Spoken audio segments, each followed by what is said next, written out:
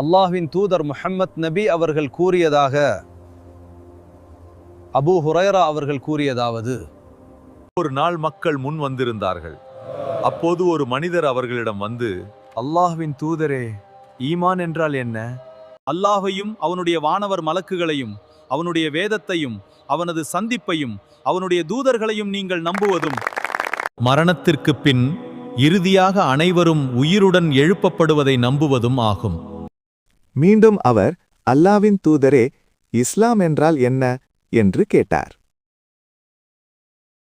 இஸ்லாம் என்பது அல்லாஹ்வை நீங்கள் வணங்குவதும் அவனுக்கு நீங்கள் எதையும் இணை வைக்காமல் இருப்பதும் கடமையான தொழுகையை கடைபிடிப்பதும் கடமையான சகாத்தை நிறைவேற்றி வருவதும் ரமலான் மாதத்தில் நோன்பு நோற்பதும் ஆகும் என்றார்கள். மீண்டும் அவர், அல்லாவின் தூதரே, இஹ்சான் என்றால் என்ன என்று கேட்டார். இஹ்சான் என்பது அல்லாஹ்வை காண்பதை போன்று நீர் வணங்குவதாகும். நீர் அவனை பார்க்காவிட்டாலும் நிச்சயமாக அவன் உம்மை பார்த்து கொண்டே இருக்கிறான். இந்த ஹதீஸை புகாரி ஆகி நான் கூறுகிறேன். சஹீஹ் புகாரி 50.